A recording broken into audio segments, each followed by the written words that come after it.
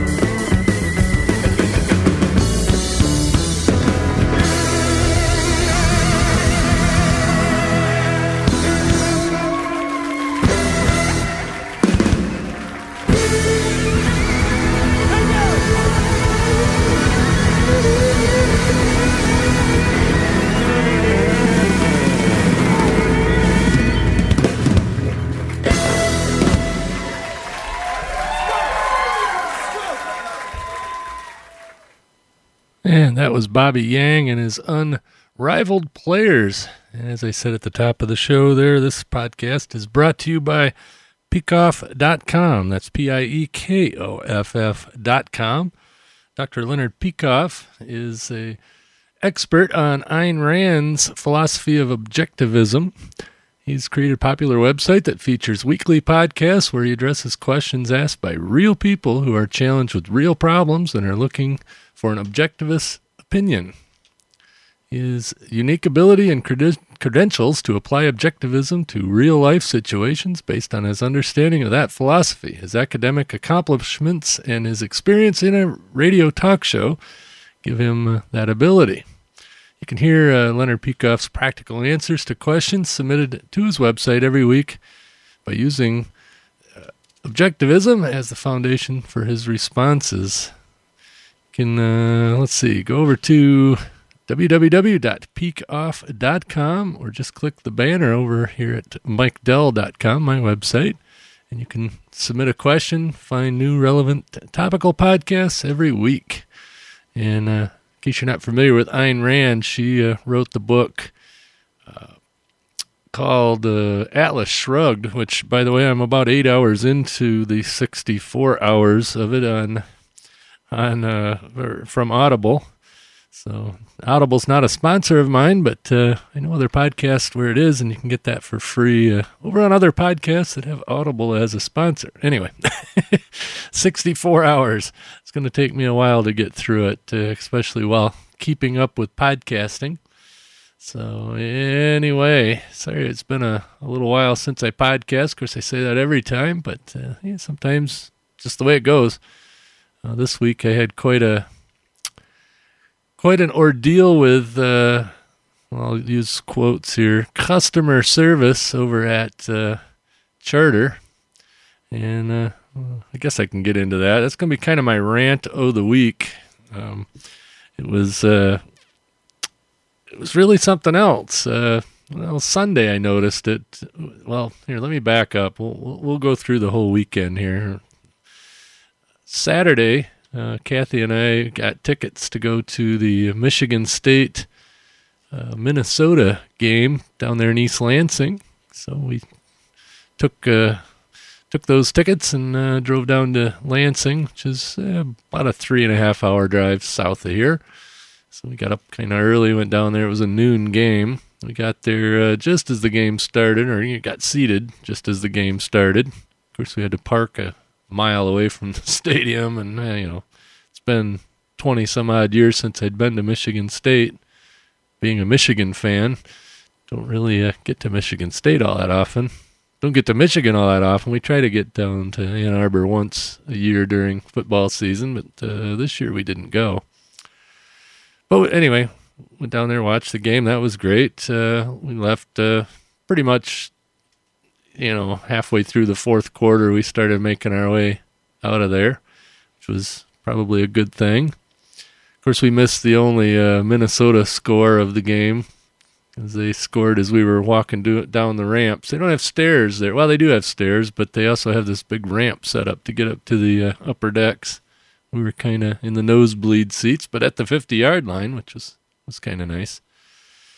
Then we went over to a very famous stringed instrument store here in Michigan, and they're pretty much famous worldwide for handling banjos, guitars, mandolins, basically anything acoustic strings. They also do have an electric guitar section, but anyway, I got to play a nearly $6,000 Gibson banjo. That was pretty cool. Although he didn't sound any better on it than I do on my $500 Washburn banjo. But that's more about the player than the instrument. And I found the banjo I wanted. This one was only $3,500. It's called a Lawzee banjo. Spelled Lawzee, I think, or something like that. Anyway, it's their Golden Roll special banjo, and it has instead of Mother of Pearl on it, it has Mother of Toilet Seat. So anyway, it has a picture of a toilet and a couple of rolls of toilet paper all done in mother of pearl, or as they call it, mother of toilet seat. But it's a very fancy banjo, and sounded good, and actually sounded just as good as the Gibson that I played. But anyway, that was a lot of fun on the way out of town. Then we made it back here. Get back here, and the internet's kind of flaky. Not bad, but just a little flaky. The TV actually was a little flaky too, a cable TV. And I guess, I don't know, I think I podcasted during the Midwest hurricane that we were having a couple weeks ago, and I guess that screwed up some of the lines around here for the cable system. On this side of the street here, all the cable's underground, but just across the street there's an apartment building, and the cable comes in perpendicular to the street that I'm at, above ground, and apparently they had some damage where the cables went through the woods and they had a little noise on the line. No big deal, but my internet still worked, and the TV, like I said, was a little bit flaky, but not terrible. And Monday, I noticed it was out and then back on, then out, then back on, and it kind of did that on and off all day Monday. And Tuesday, I noticed a bucket truck across the street working on a pole, and, cable went on, went off, went on, went off, the internet went on, went off, with him messing with whatever he was messing there. And then he took his bucket and put it down, and he backed up across the street and parked his bucket truck in my driveway and went over and worked on the little box in the ground where my cable and the neighbor's cable come off of, this little box. And I was kind of not messing with the internet at the time. I don't know what I was doing, but I noticed he was gone, and I noticed my internet was gone with him. So I called Charter. And this is where the fun began. Called Charter, and I said, hey, your guy was just here doing something across the street, and then on my side of the street, and when he left, my TV works, but my cable internet doesn't work. Oh, okay, well, and they said, well, unplug your modem, unplug this, unplug that, do this, reboot your computer, blah, blah, blah, all the crap that they tell you to do. Of course, none of it helped. I said, well, really, I don't think it's anything in the house. It was working fine until he was messing with that box outside. Okay, well, we'll send a tech over. And apparently they couldn't send one over till Wednesday. So Wednesday I had to stay up. You guys know I work night shift, and normally I'm asleep by noon anyway. Well, they said, well, we'll send a tech over. He'll be there between 11 and 1 on Wednesday. All right, I guess that'll do. So anyway, 1 o'clock comes around. He's not here. I get on the phone. I say, hey, your tech's not here. It's 1 o'clock. I got to get to sleep. What the hell? Blah, blah, blah, All right, fine. And anyway, the tech shows up about 1:30. And he's not a Charter employee. He's a contractor to Charter, which red flags and warning bells were going off at that point. He comes in the house with a modem in his hand. I said, dude, it's not the modem. They said, it's nothing in the house. It's something they did out the box. He just totally wouldn't hear of it. No, we got to do this first. Okay, whatever. So he changes the modem. He gets on the phone. He calls him to apportion the modem or whatever he's got to do to make it work with the cable system, blah, blah, blah. It's fine, dandy, whatever. Now, no internet. So then, obviously, never seen a Macintosh in his life. He said, how do I get on the, where's your Internet Explorer? I said, okay. Now I know this guy really don't know what the hell he's doing. But anyway, I showed him, well, we don't have Internet Explorer. There's Chrome, there's Firefox.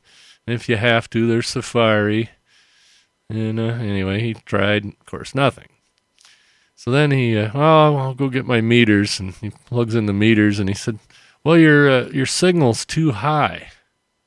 The signal's too high? Well, what the hell is he talking about? So then he goes outside and proceeds to put where I had a double splitter outside. One goes to the TV and one goes to where the modem is. So he goes outside and he changes the two-way splitter into a three-way splitter, and apparently that cuts the signal down. So anyway, he gets it to where the meter says the signal's fine. He plugs it all back into the modem. Nothing. Of course, I knew this, and I'm telling him, dude, it's outside. Whatever he was doing Tuesday is what happened to my cable, or to my internet. That's what you got to go fix. Oh, we got to do this. So he gets another modem. Well, I must have blew up the modem with that high signal. Well, yeah, right. Anyway, obviously not an RF engineer either. So about 3:30, he gives up and leaves. After the third modem that he put in there won't sync and all this, and his supervisor doesn't have any more clue than he does, and I, okay, whatever. So then fast forward to that evening, they said, when he left, he says, 3:30, he says, well, I'll have the one of the line guys come out and look in the box. I don't have the keys to get into the box, and blah, blah, blah. Okay, whatever. Well, I wake up at about 9 o'clock with less sleep than I wanted and notice no cable or no internet. So obviously that didn't work. So my wife called him, said, oh, yeah, we got a guy coming out. They work 24 hours a day. They'll be out sometime during the night probably, and we'll take a look and so on and so forth. Fine and dandy. Well, I get up, I go to work and work my night shift. Come home yesterday morning, still out. So I get on the phone again. Of course, when you get on the phone, and I've got some complaints about that, but you get on the phone, you got to deal with the voicemails or the whatever voice system. And, of course, they want to run you through all these checkouts and stuff. And finally, I figured out how to do that. When they ask you to say what you were calling for and you don't say anything and they say they can't hear you, eventually some human will answer. So I get this other person, and I don't know what country they're in. Did a little research online at work there to find out where their call centers were, and near as I can tell, this guy was either in Mexico City or the Philippines. I don't know, but obviously didn't know what the hell was going on. Well, at this point, I'm ticked. I was like, dudes, I've told you Tuesday when I called you. This is the third day I've been dealing with this. I told you it's not in the house. Well, the tech never put in the work order for the line guy to come out and look, and we got to start over from scratch. I said, the hell we do. And, of course, he wanted me to stay up and wait for this guy to let him in the house again. And no, not going to happen. You guys fix whatever it is outside that guy was doing on Tuesday. And if it still doesn't work, then we'll talk about you guys coming back in the house. But I don't want you back in my house because everything in here is fine.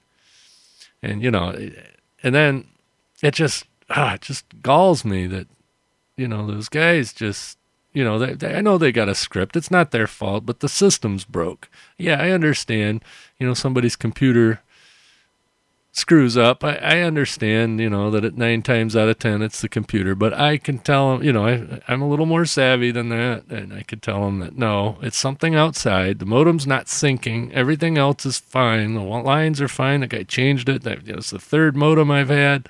It was fine. The first one was probably fine.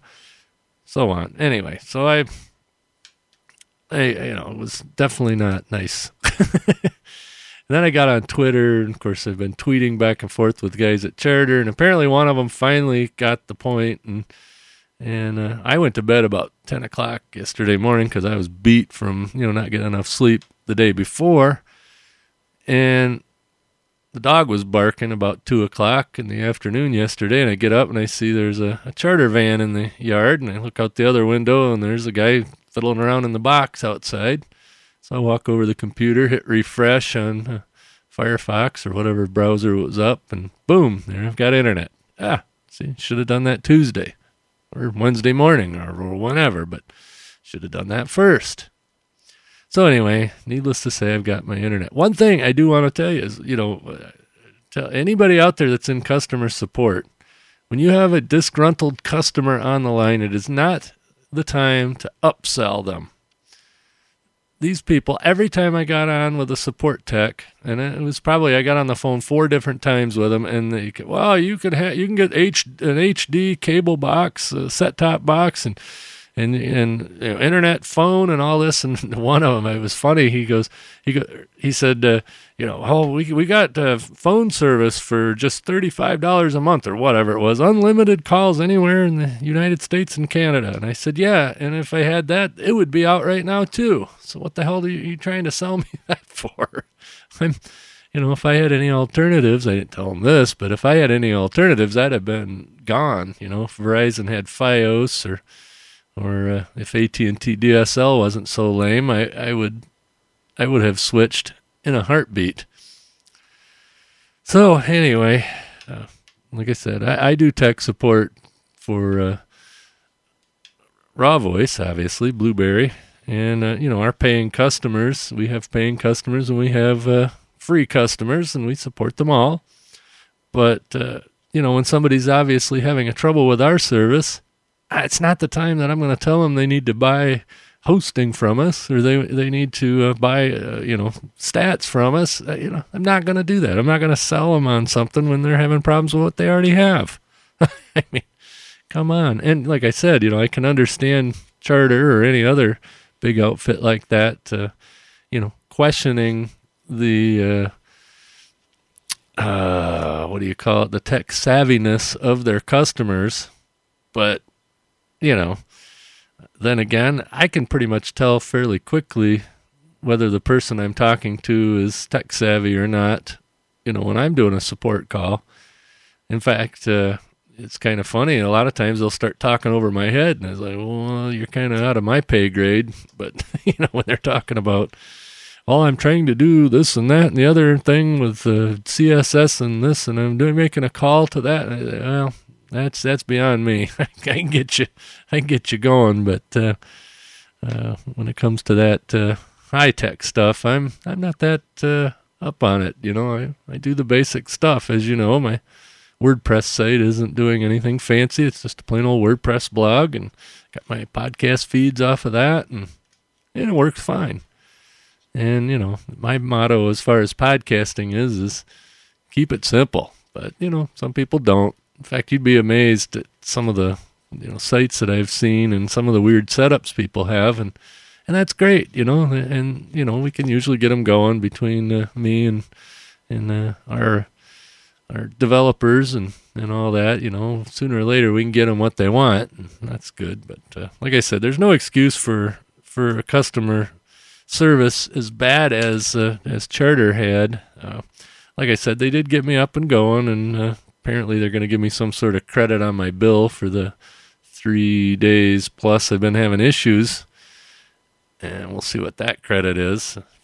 If I figured it out, the total cost of the internet per month and whatever, it worked out to about $3 a day. So if they give me more than that, I'll be surprised. If they give me less than that, I won't really be that surprised. Or if they don't give me anything off of it, I won't be surprised. But anyway, if you got a choice, I guess that probably goes with any big cable company, or I'm sure AT&T's got its issues. Well, I know it does.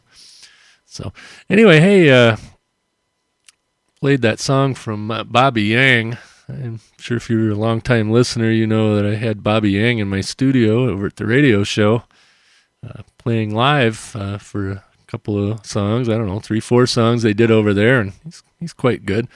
Another gal that I've had in my studio, another group, I guess you'd call it. Well, not really a group, it's just her. But Katie Curtis, she stopped by my radio show, and just her and her guitar. Of course, I've got her studio album here, but I'm going to play one of her songs. And I don't know if I've played this one before or not, but it's one of my favorites. It's called Dad's Yard.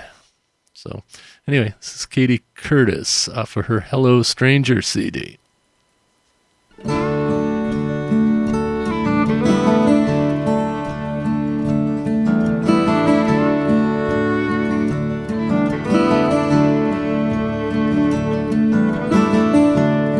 He's got an old chair, it's got no seat,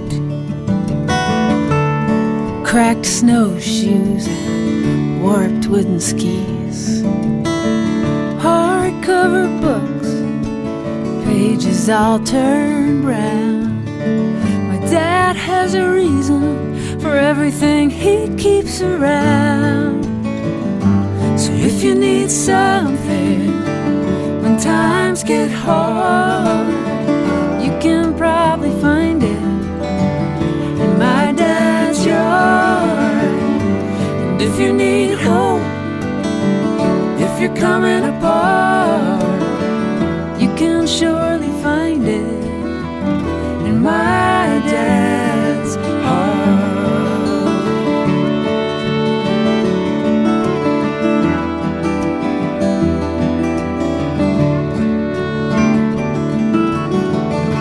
You never really know just what might be in store.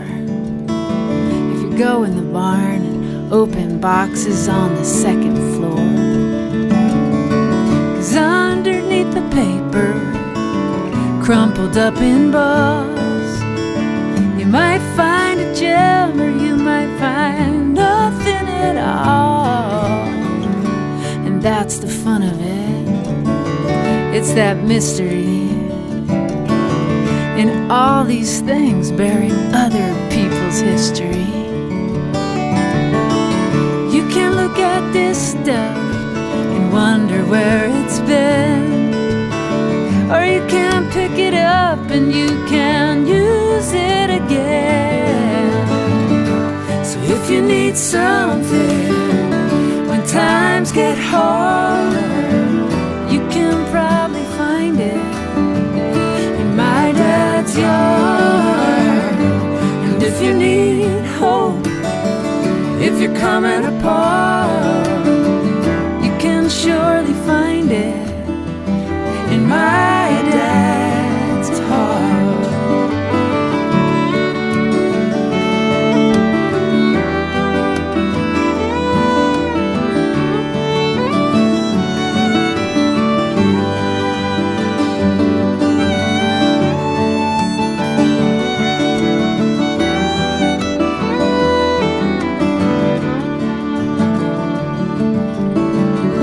Well, he can see the beauty beneath the dust and the grime.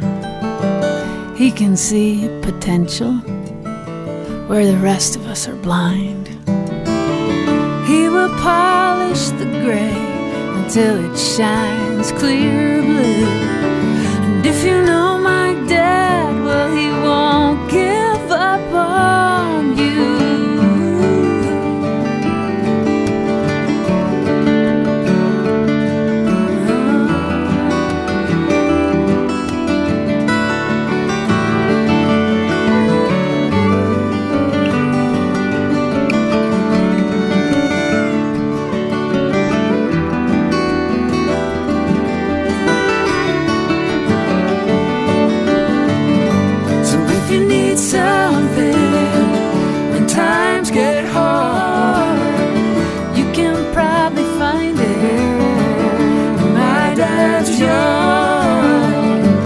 If you need a love, if you're coming apart, you can surely find it in my dad's heart.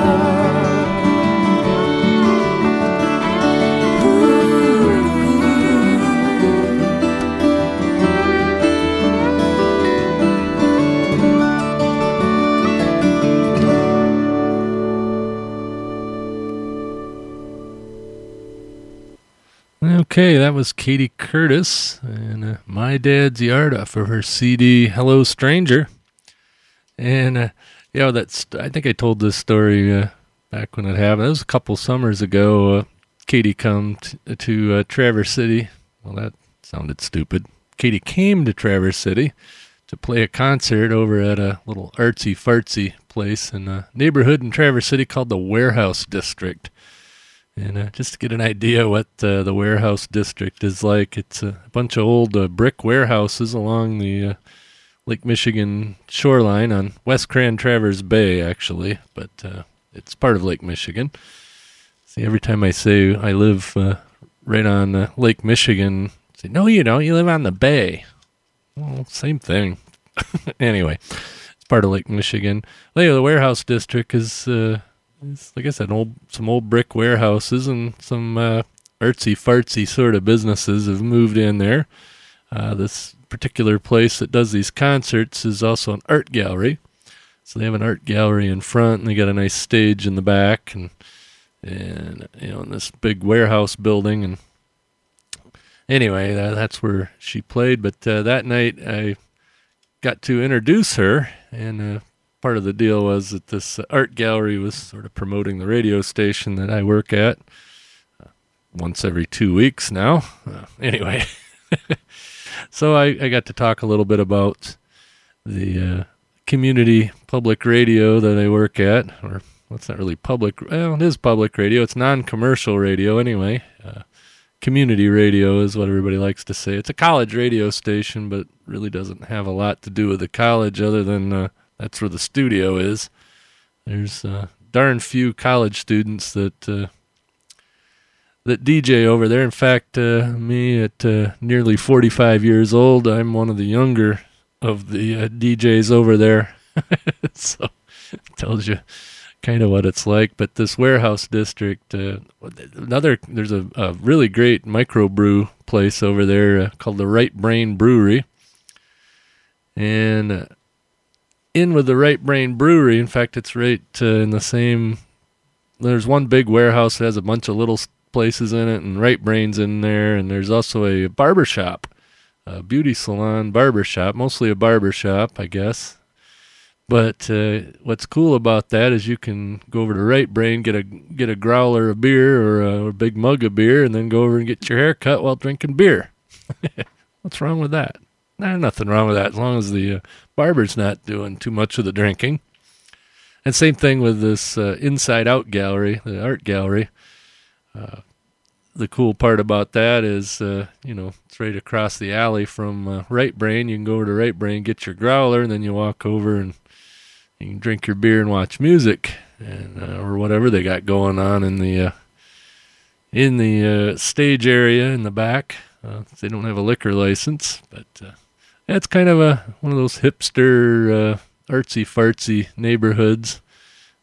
I'm sure most larger towns have that. Of course, Traverse City is not a big city. It's a large town, or, well, maybe a normal town. I don't know. So anyway, that's the story of that. Let's see what else has been going on. Hey, Jim Farley and I have resumed doing the What's Up With That podcast. The last couple of them we've actually done every other week, and we're going to do every other week if we can help it from here on out. Next one will be next Friday. Today, as I record this, is Friday morning. So about this time next Friday morning, we'll be doing a What's Up With That, and we're getting back to our roots. We're going to just, do funny news stories, talk about the strange stuff going on in the world, things that make you say, well, what's up with that? So I said definitely go check that out. In fact, tonight I'm going to have dinner with Jim Farley. He is up at his cottage. He normally lives in Dayton, Ohio, but he has a cottage out on, what is that, Little Platte Lake. That's it. In Honor, Michigan. It's only about 25 miles from us, so we're meeting him at Chili's tonight. He, for some reason, really likes Chili's because they don't have any in his area. He's actually from Piqua, Ohio, which is a little north of Dayton. I don't know. I think there's a Chili's around there somewhere, but I don't know. But he seems to really like it, and so does his wife. So we're going to meet him over there tonight after I take my afternoon siesta. And let's see. Since I've been offline, I haven't been offline completely. I gotta admit, I have my Motorola Droid on Verizon, and no, I didn't buy the tethering plan. But there's a little program for the Droid called PDA Net. I think they make it for the iPhone and BlackBerry also, but I consider that my emergency backup internet plan. So that's why I didn't feel too bad about using that. But I didn't use it a lot. but it allows me to hook my MacBook up to my Droid phone and essentially tether. It was kind of funny though. I was running low on podcasts. I didn't want to download podcasts using the Droid. Although I do use Google Listen, and I did do that a little bit, to fill in the daily podcasts that I like to listen to. I did that, but I went over to the public library yesterday, Traverse City Public Library, and they got this big, beautiful building, and got good internet over there, good Wi-Fi, and well, first off, I went to McDonald's. I thought, well, geez, I'll go have breakfast and sit there and download podcasts. Their top speed was 400K. And, when I looked at all the podcasts that I wanted to download, I listen a lot, being that I work by myself at night, and I'm always listening to podcasts. So anyway, that wasn't going to work. But I did have breakfast, and then I drove over to the public library, and man, they got some fast internet over there now. Not nearly as fast as I have here when it's working, but it's working right now just fine. I got 20 meg down, 1 meg up. Yeah, the 1 meg up kind of sucks, but 20 meg down is nice. But they, over there at the library, I believe it was 3 or 4 meg down on their Wi-Fi, and it was plenty fast. And sat there and read the newspaper while I downloaded probably, at least a gig of podcasts. And then, of course, yesterday evening, my internet was back on at home, so I could, catch the later podcasts that come in. But anyway, well, I don't know. Should I play another song, or should I just cut this short? Well, I'm not going to give you the choice because I'm not doing this live. So, what can I play? Here we go. Let's play one. This is another local Traverse City group. Of course, Katie Curtis and Bobby Yang are not locals, but they've played local, and they played in my studio. This group here, Detour Bluegrass, I've played some of their other stuff before, I believe. They're a local group, but yet they've not played on my show, Turkeys. But we'll play a classic, Handsome Molly. This is by a group called Detour Bluegrass, local here to Traverse City, on their CD called Radio Hill.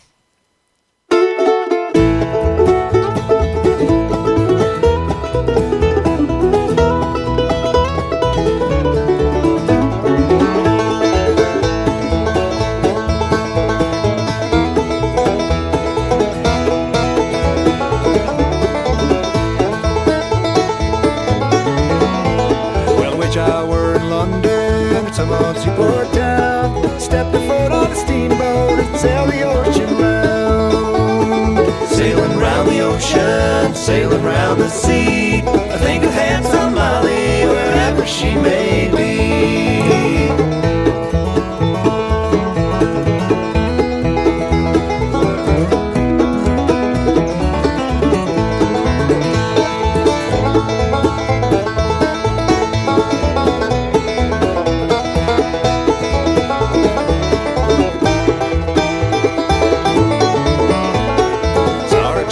Sunday, she passed me on by.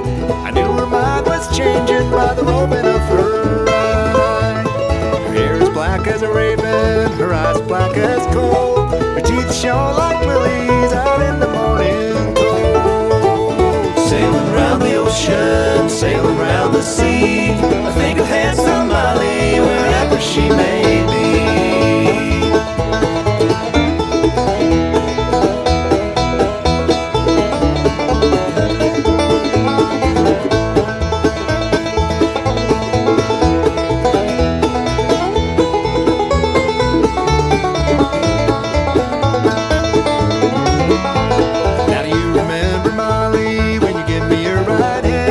Said if you ever married that I would be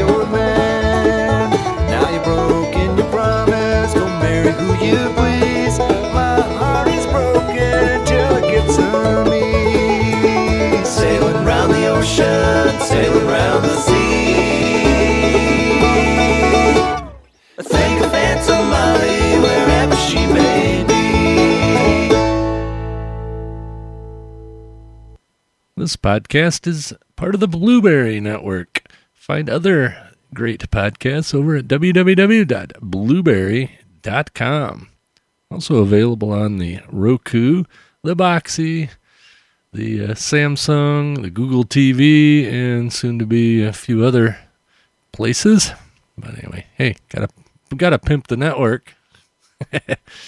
Anyway, hey, one other thing that come up kind of interesting. I was listening to Cliff Ravenscraft over at Podcast Answer Man. It was one of the podcasts that I downloaded at the library. But anyway, Audition for Mac is out. That's Adobe Audition for Mac. And of course, right now I'm recording in Audacity and to my digital recorder in case Audacity crashes. But I also have Audition here on the Windows 7 machine, but don't have Audition for the Mac because they never made it for the Mac. But Cliff says it's available for the Mac right now in beta. Of course, the beta would be free, but I don't know when it expires. But I'm going to go over and download that on the MacBook because it'd be really cool to have Audition on the Mac. I don't know if I'm going to pay the $300 and some odd it costs to to get a license once it's available, but we'll see. It might be that good. It might not be. But anyway, over to podcastanswerman.com, and I think Cliff's got a link to it, or at least I hope he does, because he talked about it. So anyway, well, I'm going to call this a podcast. I don't have my soundboard all loaded up here, so I don't have all my sound effects and my liners and all that stuff. I was actually playing the music out of iTunes. It was kind of interesting. Just before my internet went out on Tuesday, I was reorganizing my hard drives on this Windows 7 machine, and the main hard drive is only 160 gig, and then I put a terabyte in there after the fact as the storage drive, but all my iTunes stuff was on the 160 gig drive, and I looked at the iTunes library. It was 92 gigabytes. I was like, well, geez, that's kind of silly. So I looked up online how to move stuff over to the other drive. So, I did that and made the music library in Windows 7 be on the gigabyte drive and not the 160 gig main drive, because I didn't really want to reinstall Windows and go through all that hassle. Well, come to find out, when you do that, it deauthorizes your iTunes installation, and you got to reauthorize it. Well, the problem was that the internet went out whilst I was copying all that stuff over, so it really sucked that even on my iPod, I was not able to listen to my Audible books, because those are authorized through iTunes, at least on Windows. Well, I think on the Mac too. I don't know anything. Yeah, just because it goes on the iPod. But I was a little ticked off about that. Plus, all my podcasts weren't getting downloaded, so I had no new material to listen to. That's what I use the audiobooks for, is when I run out of podcasts. But anyway, it's all squared away now. But it was ironic that it went down when it did. So. Anyway, enough belly aching about not having internet. I plan on doing my research for the next 2 episodes of Aviation History This Week. That's over at flightradio.com. Of course, the first one that I'm going to do is going to be kind of outdated by the time it gets released, but the next one will be on time. But it's all interesting stuff. It's where I talk about interesting milestones in aviation history that happened during the week that I released the podcast. So if you're interested in that kind of stuff, flightradio.com. And of course, you guys know about that site. It's started as a frequency listing for people that like to listen to air traffic control on their police scanners and at air shows and stuff. And of course, I have been updating that a little bit, but not as much as I have in the past. But that's going to all change because February I have a deadline for a book. be a new book coming out, being Flight Radio Version 1, the complete guide to listening to air traffic control on your police scanner or on your scanning radio. I don't know what my subtitle is going to be, but anyway, the editorial deadline is February, so I've got 3.5 months to compile that and get it off to the editor. So look for that available, hopefully, I don't know. Figure once it's gone through editorial, since I know how this is going to be produced, I'm figuring March, April, at least for the first edition. And what's going to be nice about it is this is going to be one of those ongoing frequency guides. There used to be one years ago called AirScan. It was by Tom Kniefel. I think that's how you pronounce it. Who was associated with Popular Communications magazine. And they haven't published a new version of that since 1989. So hopefully this one will take over. But it's going to be called Flight Radio.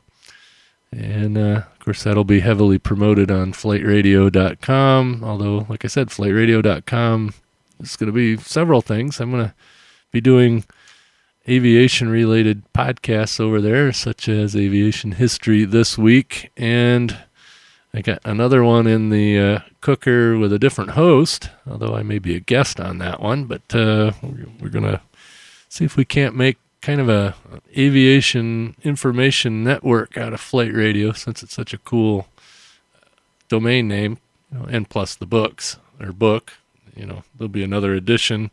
I'm guessing there'll probably be an edition every year for a while, with new information and new frequency lists and whatnot, and at least until it gets stabilized. But I want to get it out there, so adding author to my list of many things that I do mediocrely. Yeah, like speaking English. Anyway, catch me later.